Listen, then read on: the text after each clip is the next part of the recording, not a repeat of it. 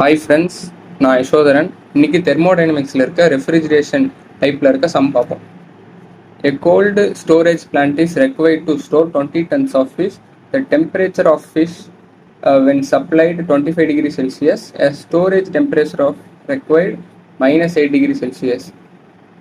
Specific heat of fish above freezing point is 2.93 kilojoule per kilogram degree Celsius. Specific heat of fish above freezing point 1.25 kilojoule per kilogram degree Celsius. Freezing point of the fish minus 3 degree Celsius. Latent heat of the fish 232 kilojoule per kilogram. அதாவது இப்போ அடுத்து என்ன கண்டுபிடிக்க சொல்கிறாங்கன்னா, capacity of the refrigeration plant அது ஒன்று, Carnot cycle COP between the temperature range அது ரெண்டு. If the actual COP is 1/3 of the Carnot COP, find out the power required to run the plant. அதாவது கொஸ்டினில் என்ன கொடுத்துருக்காங்கன்னா, ஃபஸ்ட்டு 25 டிகிரி செல்சியஸில் fish எல்லாம் இருக்குது, அது ஒரு ஃப்ரீசிங் பிளான்ட்டில் ஸ்டோர் பண்ணுறோம்.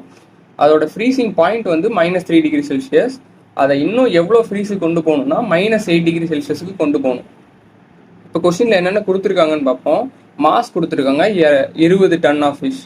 இனிஷியல் டெம்பரேச்சர் கொடுத்துருக்காங்க, ஸ்டோரேஜ் டெம்பரேச்சர் கொடுத்துருக்காங்க, specific heat of the fish above freezing வந்து கொடுத்துருக்காங்க, ஃப்ரீசிங் பாயிண்ட் கொடுத்துருக்காங்க, ஸ்பெசிஃபிக் ஹீட் பிலோ ஃப்ரீசிங் கொடுத்துருக்காங்க, லேட்டன் ஹீட் ஆஃப் ஃபிஷ் கொடுத்துருக்காங்க, கூலிங் டெம்பரேச்சர் கொடுத்துருக்காங்க, ஆக்சுவல் COP. சரி, ஓகே. என்னென்ன கண்டுபிடிக்க சொல்லியிருக்காங்கன்னா, capacity of the refrigeration, Carnot COP, power required. First, understanding what happened to fish. The fish starts at 25 degrees Celsius. We want to bring it to -8 degrees Celsius. நான் சொன்னதான் கீழே இருக்கு. Heat removed while cooling from 25 degrees Celsius to -3 degrees Celsius. Formula, அதாவது ஹீட்டுக்கு formula Q equal to mc del T. Mass வந்து 1 கிலோகிராமுக்கு இப்போ கண்டுபிடிச்சிட்டு கடைசியாக வந்து 20 டனால் மல்டிபிள் பண்ணிக்கலாம். சியும் வந்து கொஸ்டின்லேயே கொடுத்துருக்காங்க. Specific heat, temperature difference T2 - T1 28 kelvin. இப்போ இந்த வேல்யூ எல்லாம் எடுத்து Qவில் சப்ஸ்டியூட் பண்ணிங்கன்னா Q1ஓட வேல்யூ கிடச்சிரும். Freezing the fish at -3 degree Celsius the fish freezes.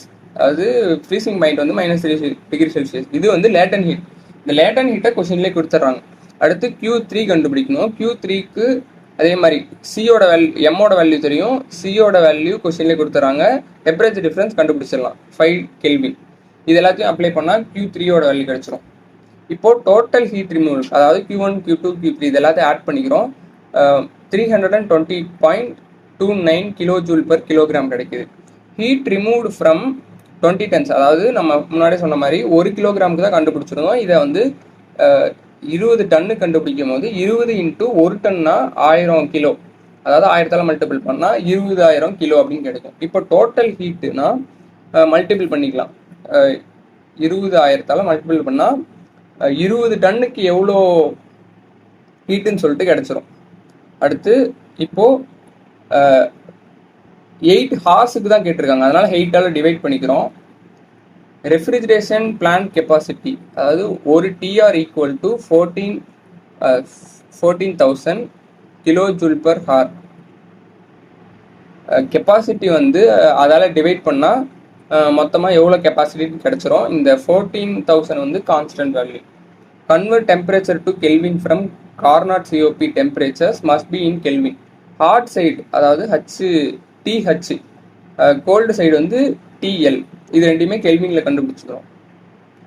இப்போ கார்னாட் COP ஃபார் ரெஃப்ரிஜரேஷன், அதுக்கு ஃபார்முலா வந்து TL divided by TH - TL. இப்போ அந்த வேல்யூலாம் தெரியும், எடுத்து அப்ளை பண்ணால் 8.03 கிடைக்கும். இப்போ actual COP equal to 1/3 of Carnot COP. அது கொஸ்டின்லேயே கொடுத்துருந்தாங்க, அதை வச்சு மல்டிபிள் பண்ணால் ஆக்சுவல் COPயும் கிடச்சிரும். இப்போது பவர் ரெக்வயர்ட் கண்டுபிடிக்கணும். COP ஈக்குவல் டு பவருங்கிறது COP equal to refrigerating by work input.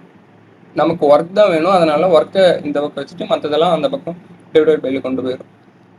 இப்போ QLோட வேல்யூ தெரியும், COP ஆக்சுவலோட வேல்யூ தெரியும். சப்ஸ்டியூட் பண்ணால் ஒரு வேல்யூ கிடைக்கும். அந்த வேல்யூ வந்து என்ன யூனிட் இருக்குன்னா கிலோஜூல் பர் ஹவர்ஸில் இருக்கும். கிலோ ஜூல் பர் செகண்ட்ல இருந்தால் தான் அதை கிலோ வாட்டுக்கு மாற்ற முடியும். அப்போ தான் பவர் கிடைக்கும்.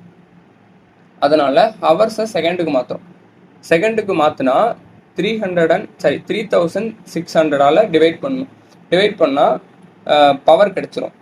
இப்போ அவ்வளோதான். கொஸ்டினில் கொடுத்த எல்லாமே கண்டுபிடிச்சாச்சு. ரெஃப்ரிஜரேஷன் கெப்பாசிட்டியும் கண்டுபிடிச்சாச்சு, கார்னாட் சிஓபியும் கண்டுபிடிச்சாச்சு, ஆக்சுவல் சிஓபியும் கண்டுபிடிச்சாச்சு, பவர் ரெக்வயர்டும் கண்டுபிடிச்சாச்சு. தேங்க்யூ.